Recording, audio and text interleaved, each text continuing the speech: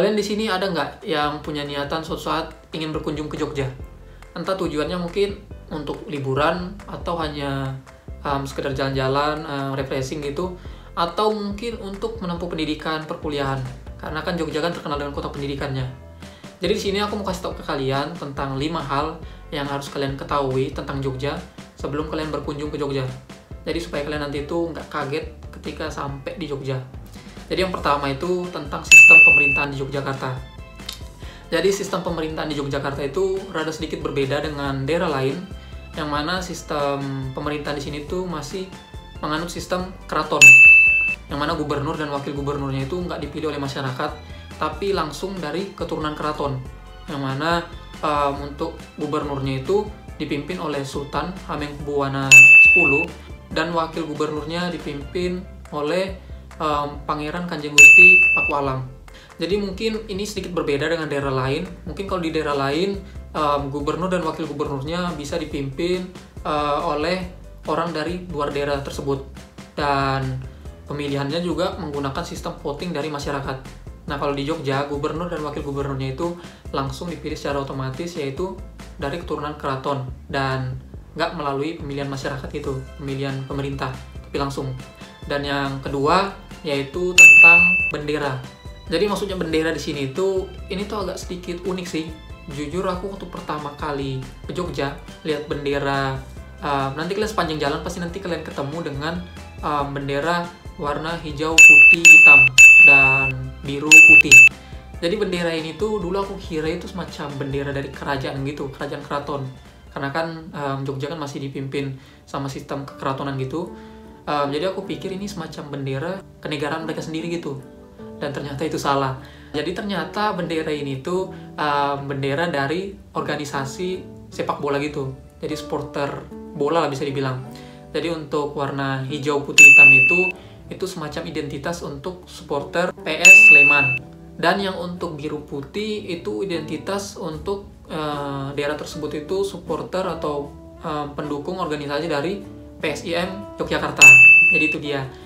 Mungkin bisa dibilang yang aku katakan tadi itu salah. Yogyakarta itu masih berpegang teguh sama sistem aturan dari Republik Indonesia. Jadi masih satu dengan Indonesia, masih NKRI. Bisa dibuktikan sejarah dari Jogja itu nggak bisa dilupakan dengan pengorbanannya dulu. Mungkin kita cerita ke sejarah sedikit.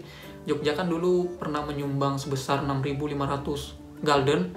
Mungkin kalau kalian pernah belajar sejarah tentang kemerdekaan, pertama kali Indonesia merdeka itu, Jogja itu salah satu daerah yang mendukung penuh untuk kemerdekaan negara Indonesia dengan menyumbang sekitar yaitu 6.500 gulden atau sekitar 56 triliunan gitulah untuk kas negara. Jadi kita lanjut lagi yang ke nomor 3. Jadi yang nomor 3 ini itu tentang tukang parkir. Jadi di sini kenapa aku bilang tukang parkir? Ini agak sedikit unik sih. Nanti ketika kalian ke Jogja, entah kalian nanti berkunjung ke salah satu tempat makan, terus warung-warung atau toko gitu, nanti kalian akan sering berjumpa dengan tukang parkir. Di Jogja itu banyak banget tukang parkir. Jadi yang buat unik itu, kalau di toko-toko aja nggak apa-apa sih, tapi nanti ketika kalian ke ATM, terus toko-toko atau warung makan kecil yang ada dalam gang mungkin, kalian akan ketemu juga tetap sama tukang parkir. Jadi setiap sudut itu hampir ada tukang parkir.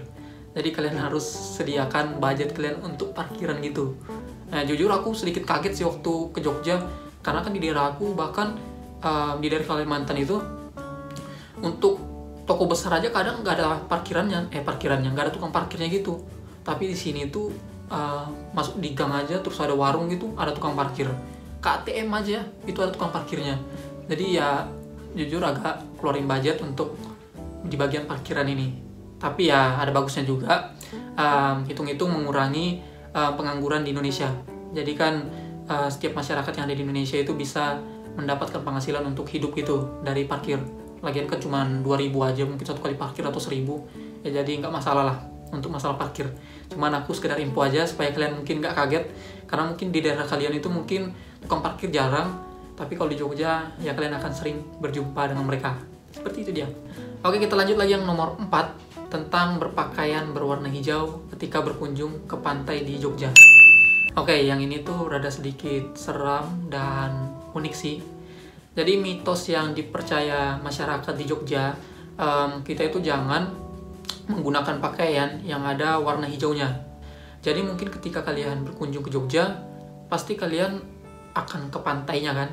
Karena kan pantai di Jogja terkenal dengan ombaknya yang keren, terus pemandangan di tepi pantainya yang begitu indah. Nah, ketika kalian berkunjung ke pantainya, kalian jangan pernah pakai pakaian yang berwarna hijau.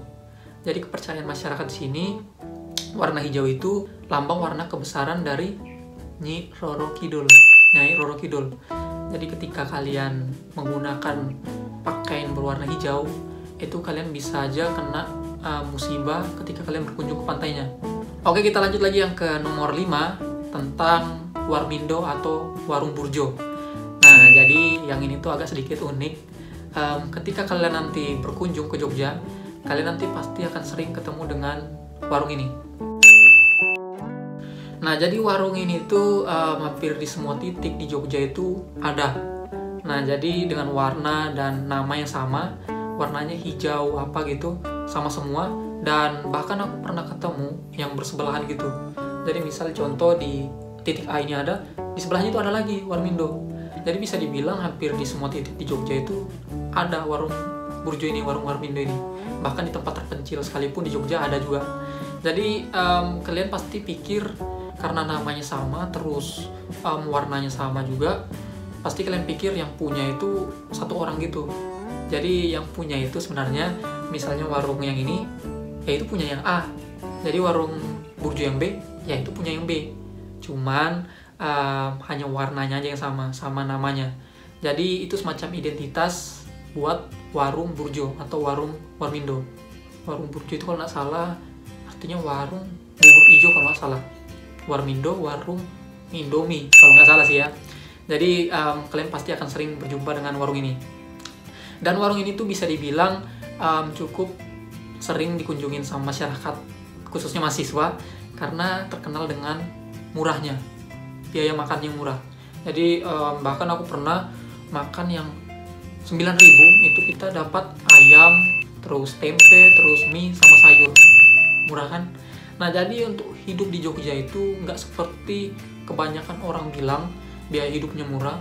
Sebenarnya biaya hidup itu lebih ke ya biaya makan. Kalau biaya untuk pakaian apa segalanya sama aja semuanya sebenarnya dengan daerah di Indonesia. Nggak ada bedanya. Cuman biaya makannya aja yang agak sedikit beda. Yaitu hanya di warmindo atau burjo aja. Tapi kalau yang lain sama aja sih semuanya. Mahalnya sama dengan daerah-daerah di Indonesia. Yang beda itu cuma warmindo sama burjo aja. Warmindo burjo ini. Jadi ini aja yang murah. Itu dia. Jadi itu dia cerita singkat tentang 5 hal yang kalian harus tahu ketika kalian berkunjung ke Jogja. Itu berdasarkan pengalaman yang udah aku dapat selama kurang lebih hampir mau 2 tahun aku menetap di Jogja untuk berkuliah. Itu dia, semoga kalian ketika kesini nanti nggak kaget sudah sama hal-hal yang aku ceritain tadi. Oke, semoga video ini bermanfaat. Kalian bisa subscribe channel aku sama like video ini biar aku makin semangat untuk buat video-video kedepannya. Dan jangan lupa komen apa aja mungkin ada kaitannya dengan hal-hal 5 yang aku sampaikan tadi. Kalian bisa komen di bawah. Oke, sampai ketemu di lain waktu. Itu aja video kali ini. See you next time. Bye bye guys.